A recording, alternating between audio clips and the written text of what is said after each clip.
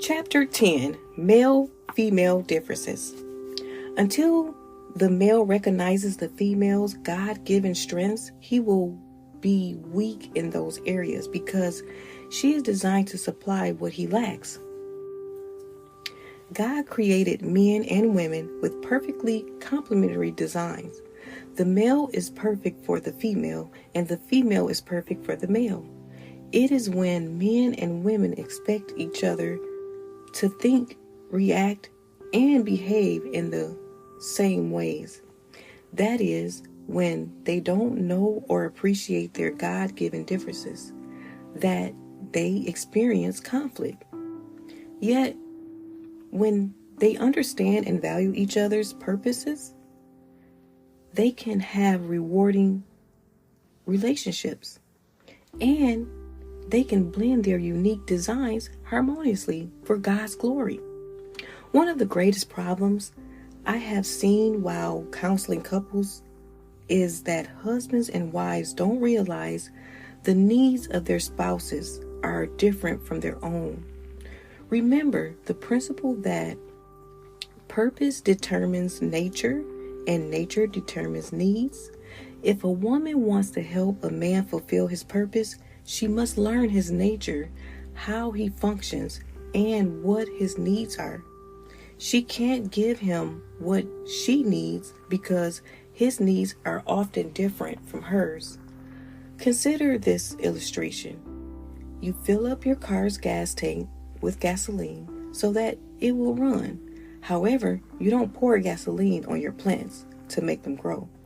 Each entity needs to be given what is appropriate for its own nature and needs. The same principle holds true for males and females. Males and females have perfectly complementary designs.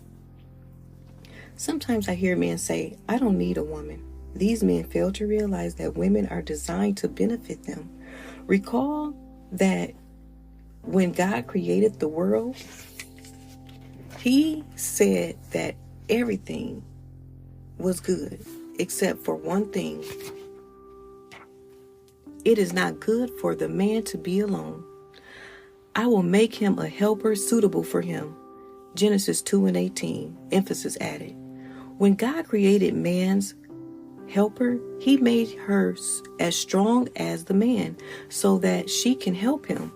We have to appreciate the fact that males and females have different strengths and that each can't fully function without the other.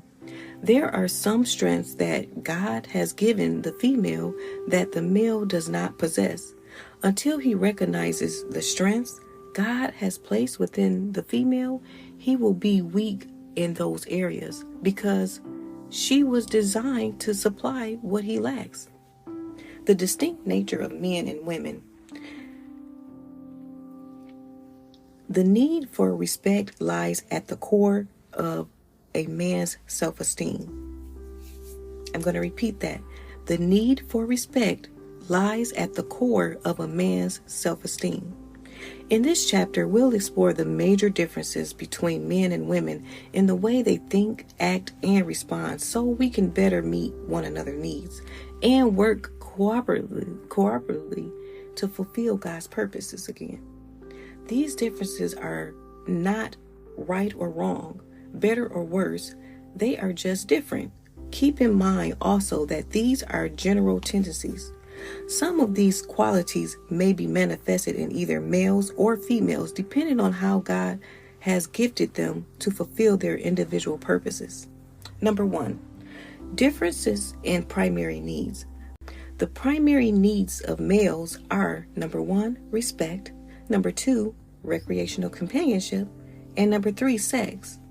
The primary needs of females are number 1, love, number 2, conversation, and number 3, affection. The male needs for respect. A man doesn't just desire respect, he needs it. It is part of his nature as a leader, protector, and provider. The need for respect is at the core of his self-esteem, and it affects every other area of his life. More than anyone else, a wife can meet her husband's needs for admiration and respect by understanding his value and achievements. She needs to remind him of his capabilities and help him to maintain his self-confidence. She should be proud of her husband, not out of duty, but as an expression of sincere admiration for the man with whom she has chosen to share her life. A single man needs respect as much as a married man. He needs the sisterly affirmation of female relatives and friends if he is to feel fulfilled as a man. A female needs for love. God created the female so that male would have someone with whom to share earthly love. To love means to cherish and to care for, because she was created for the purpose of receiving love. A woman doesn't just desire love, she truly requires it, as much as a man needs to know that he is respected. A woman needs to feel that she is loved. A woman wants to feel that she is important and special to her husband. When a man spends time with a woman, it makes her feel cherished because she knows she comes first in his life. She feels cared for when he goes out of his way to make sure she has everything she needs. Receiving love is a woman's greatest need. If a woman is single, receiving love is still her greatest need. Male relatives and friends can meet her need by showing brotherly love through acts of kindness, companionship, and assistance during life difficulties. God affirmed these primary needs in Ephesians 5:33. Each one of you husbands also must love his wife as he loves himself, and the wife must respect her husband. The male's needs for recreational companionship. It is a man's competitive or territorial nature that leads to his need for recreational companionship. He needs to be involved in challenging activities, and although he likes to win, he also desires to share these experiences with others. Nothing blesses a man more than when a woman is involved in his favorite recreation. If a wife participates in what her husband enjoys doing, playing tennis, visiting historical landmarks, playing an instrument, or designing computer programs, for example, and lets him tell her all about them, she can strengthen her relationship with him. He will feel good that she is involved with him in his interests. When a couple shares important aspects of their lives with one another, they build understanding, companionship, and intimacy in their marriage. The female need for conversation. Because males have a leadership mindset, sometimes their conversations with their wives amount to instructions rather than a give and take dialogue. A woman desires to have a man talk with her, not at her. Some men say, "What am I going to talk about with my wife?" They don't realize that a woman has a need to express herself and therefore has much within her that she wants to share. The man can fulfill a woman's need for intimate conversation by continually making a point to communicate with her. To truly meet her needs, he should talk with her at the feeling level and not just at the knowledge and information level. She needs him to listen to her attitudes about the events of her day with sensitivity, interest, and concern, resisting the impulse to offer solutions. Instead, he should offer his full attention and understanding. A man should conduct his end of the conversation with courtesy and openness, telling her what he really thinks and feels. A male needs to share his interests, and a female needs conversation. These related needs can be a wonderful bridge of communication between men and women. The male needs for sex. As we saw in the previous chapter, the male is almost always ready sexually. A man's needs for sex is one of the strongest needs imaginable. It is an aspect of his makeup that gives him greatest fulfillment. Therefore, it is important for a woman to be sensitive to her husband's need for sex. Sometimes a woman sees a man's sexual energy as animalistic and thoughtless. If his approach is too abrupt or too aggressive, she may tell him to leave her alone. There are also times when she is not ready for sexual relations because of her cycle.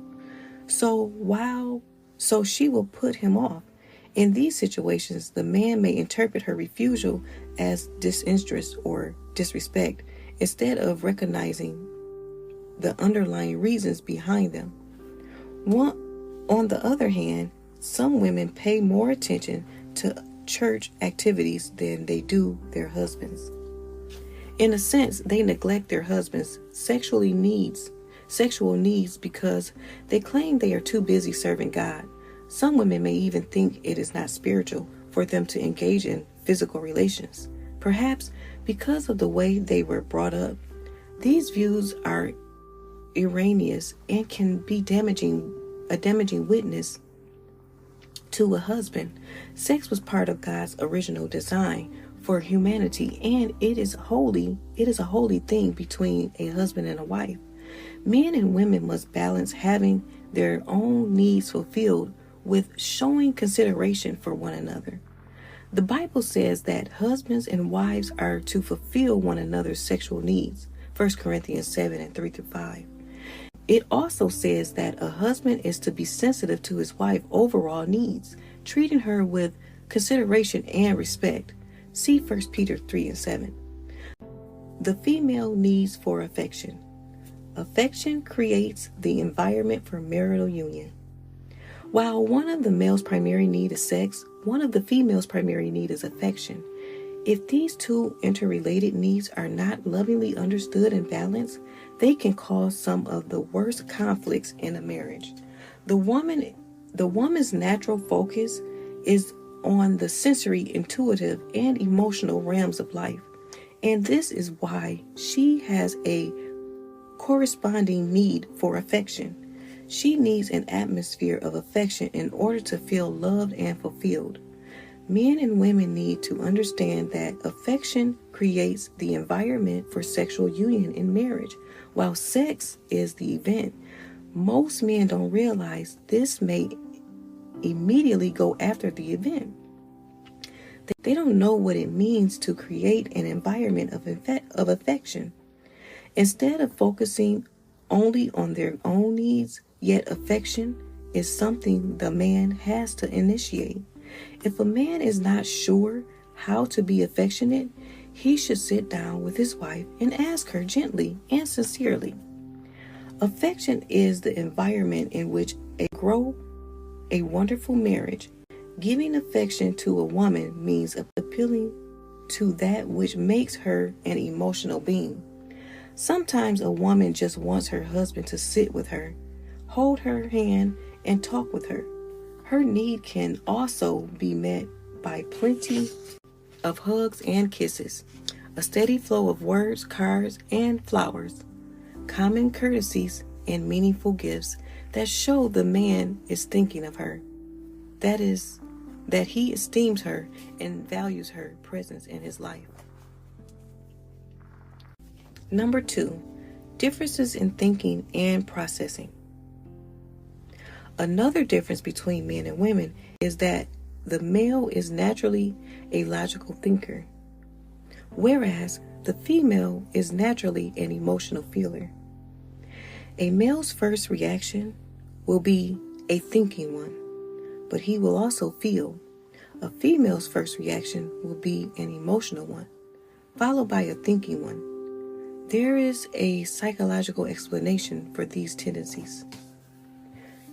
Fewer nerves connect the one hemisphere of the male's brain compared to a woman's brain, so that the logical and emotional sides are not as closely related as they are for women. Because of this, a male basically needs to shift gears to move from this dominant logical side to his emotional side. This is why men often think in terms of facts and in a linear fashion. They think like a straight line, the shortest distance between 2 points, which gives them the ability to see the goal, the vision, and to focus their energies on reaching it in the most straightforward and direct way. Men often dismiss women as emotional or illogical. They don't understand how women are made and the perspective they provide on life.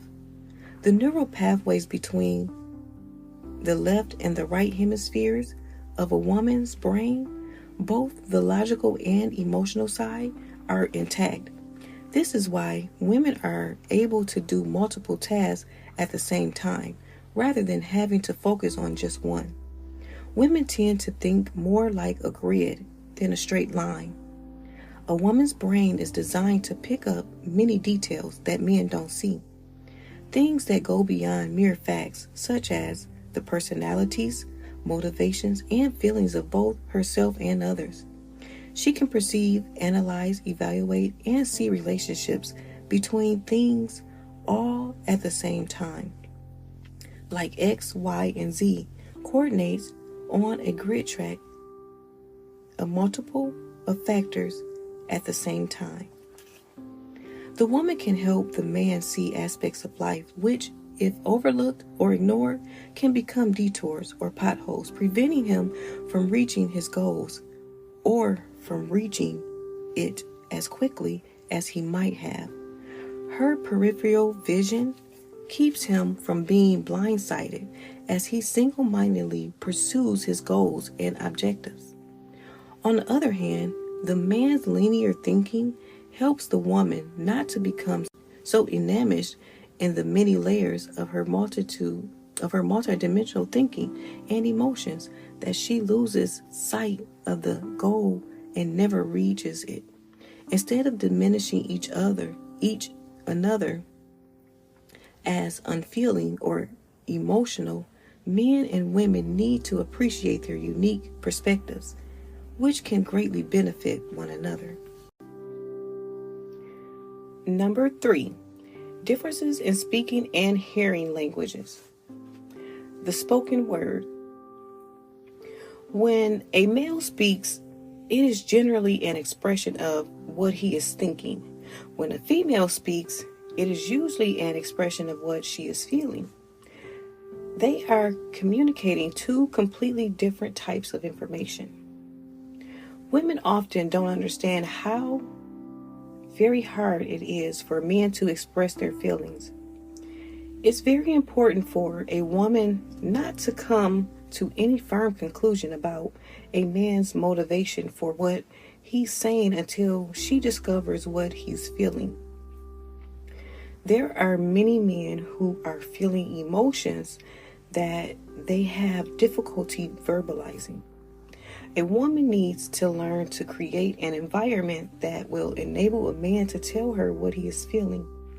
When he works through his thinking, she will find out what he is feeling, and she will discover that what he's feeling is often different from what he's been saying. A man says what he thinks. A woman says what she feels. In contrast, a woman doesn't always tell a man what she's thinking. If she becomes emotional, he needs to be patient and work through her emotions to find out what she's thinking. Sometimes he has to dig deep to find out what is actually on her mind. Because what a woman is thinking is often different from what she is saying. This process can take patience on the part of the man, because he wants just the facts and likes to quickly arrive at the bottom line. A woman is thinking on a variety of levels, however, and it takes her longer to process all these details and arrive at a conclusion. If men and women aren't careful, they will come to the wrong conclusion about each other's true intentions without knowing what the woman is really thinking or the man is really feeling. This era has caused many people to think that their marriage or relationships aren't working. Once they understand these differences, however, they can exercise patience and endeavor to come to the heart of the matter. Both men and women will experience great satisfaction when they are truly listened to and appreciated. The heard word. When a man listens to spoken language, he considers it a process by which he receives information. However, for a female, it is an emotional experience. A man will hear a verbal communication and conclude that it is either useful or worthless, true or untrue, logical or illogical. It is all facts and information to him. However, because a woman is an emotional feeler, she evaluates both the verbal and nonverbal communication she receives and perceives from the world around her. She not only receives thoughts and ideas into her being, but also transforms them as she processes them. When a woman receives information, she assesses it both mentally and emotionally at the same time. The male generally uses these functions separately. Her emotions are with her all the time, and she is thinking, and this influences her perspective on the world around her, as well as what is communicated to her. When a man and a woman learn that they comprehend the spoken word in distinct ways, they can tailor their communication style to match the way the other best receives and processes information. This method will bring about improved understanding and eliminate much stress in relationships. A man and a woman can also broaden their perspective by asking the other what he or she thought of various people and circumstances they have both encountered. Number 4, differences in problem solving. Many are often like filing cabinets. That is, they make decisions quickly and file them away in their minds. Or they put a problem in a mental to-do folder and go on to other things. They reopen the folder only when they feel ready to deal with it. In contrast, women are generally like computers. Their mind keeps going and going, working things through until a problem is solved. These approaches to problem solving are the reason men and women will often react differently to life's difficulties or conflicts in interpersonal relationships. Men tend to be resentful about such things, and it's harder for them to see past their anger. They might just file away the problems, as we saw earlier. On the other hand, women are guilt prone, therefore they often feel responsible for these situations, whether they have caused them or not. Even if they are angry, they will look within to see what they could have done differently or how they can resolve the situation. Men and women can eliminate much frustration in their relationships by understanding each other's problem-solving strengths and using them to benefit one another. For instance, a woman can assist a man in resolving a problem with a coworker by talking through the difficulty with him and helping him to recognize the motivations and feelings involved. A man can help a woman come to a decision more quickly by acknowledging her feelings about a situation, but also clearly outlining for her the facts and options involved. Taking into consideration both intuitive and factual information will help men and women to make better decisions.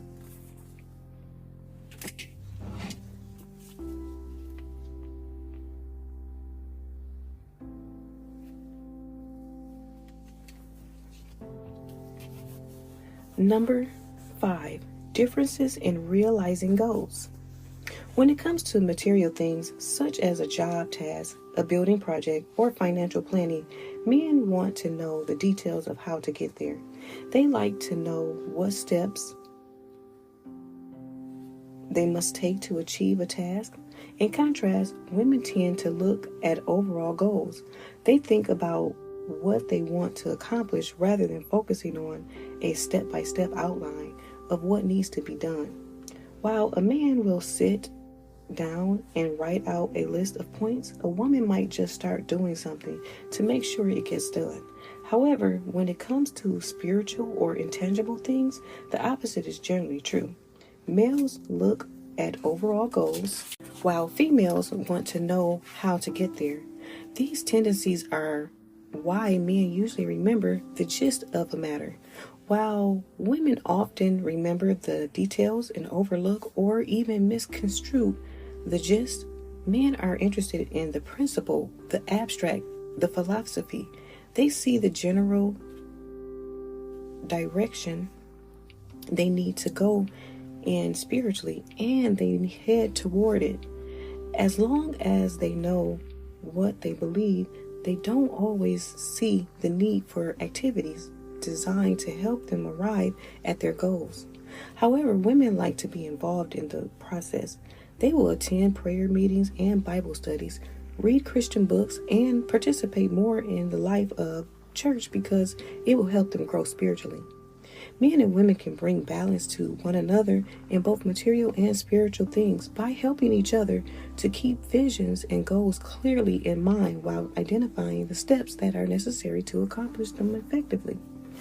Number 6, differences in personality and self-perception.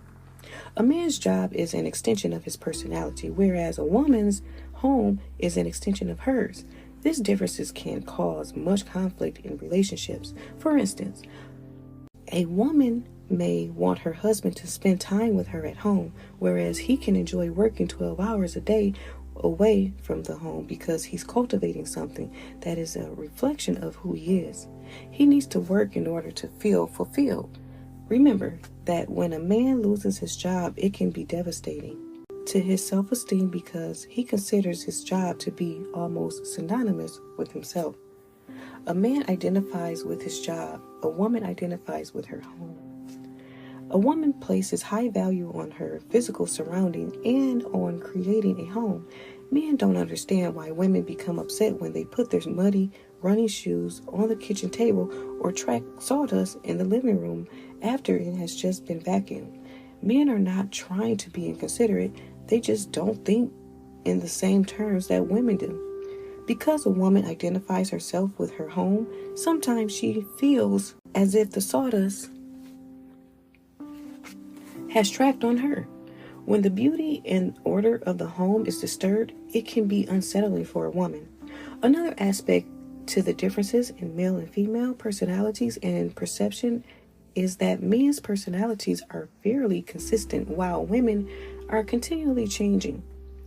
Women seek personal growth and development more than men do. They like to redecorate the home, discover new silks, or gain a new outlook. Men are often satisfied to follow the same routine, think in the same patterns, and wear the same suits for 20 years. Understanding these personality traits is essential because they involve sensitive areas of our lives, such as who we are and how we perceive ourselves. Men and women can use their knowledge of these differences to build up each other's self-esteem and to give each other latitude when one finds change harder and another looks forward to it. Number 7, differences in ideas of security and comfort. Because men put a strong emphasis on their jobs and are not as emotionally connected to their physical surrounding, they have a tendency to be nomadic as they look for new career opportunities. Conversely, many women have a great need for security and roots. While a move due to a new job seems like an adventure for a man and signals progress in his career, it can be stressful and difficult for his wife, who has to leave family and friends behind for an uncertain future. Women will also change geographic locations for jobs. However, married women are less willing to make a move to advance their own jobs than they are for their husband jobs. They are less inclined to want to disrupt the lives of the family, especially when they have children. On the other hand, when it comes to encountering something new, men tend to stand back and evaluate at first. Women are more ready to accept new experiences and they participate in them more easily. Let's return to the illustration from a previous chapter of a couple attending a new church. The man will scrutinize the people in the church service to see if they are genuine and trustworthy. A woman is more likely to take what she sees at face value and become involved more quickly. Matters involving security and comfort can require great understanding on the part of a spouse. They reflect issues such as fulfillment, trustworthiness, fear, and feeling of stability. When men or women want to make job changes or embark on something new, they should be aware of the possible reactions of their spouses and show kindness and patience as they work through these potential changes to their lives. True fulfillment.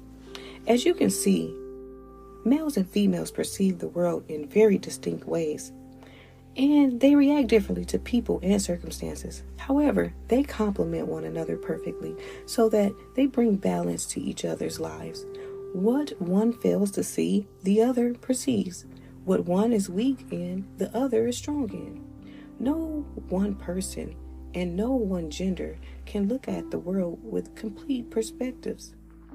Therefore, God has designed things so that when the male man and the female man live and work together in unity, they can help one another to have a wiser and richer experience of life.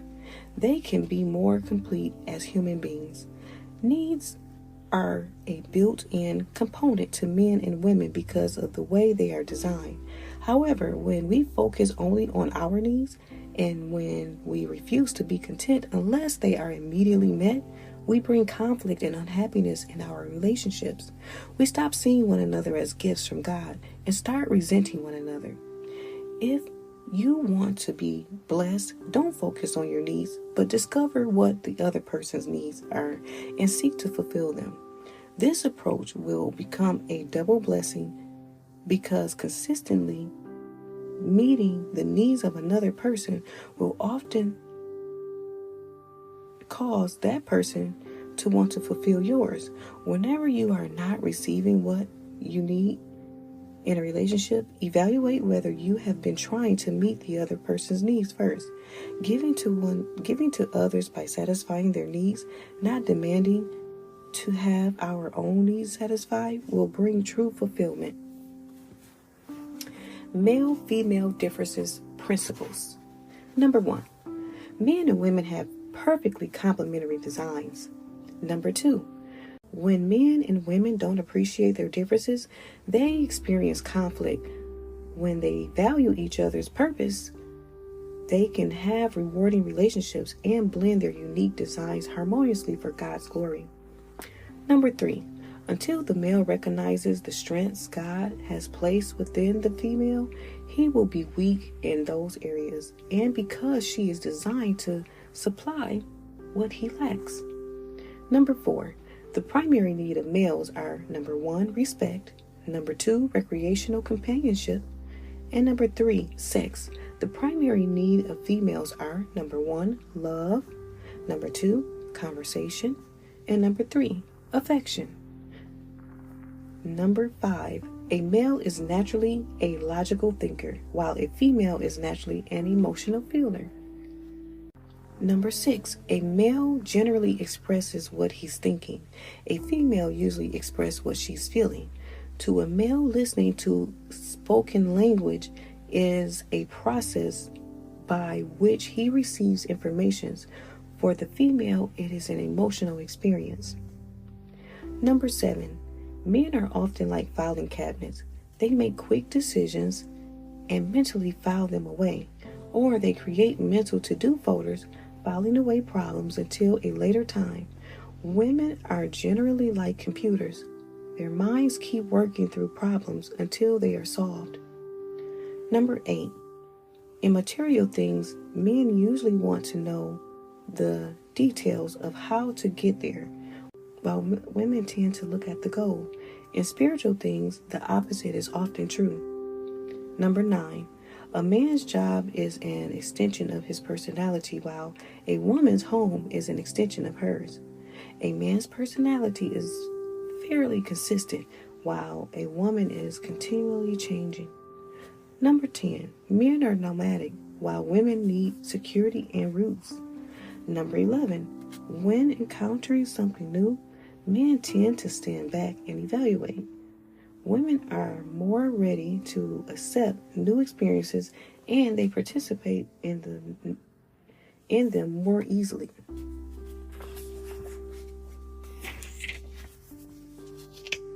Okay, so that concludes male and female differences. I'll see you in the next chapter, Chapter 11, How to Be a Good Father.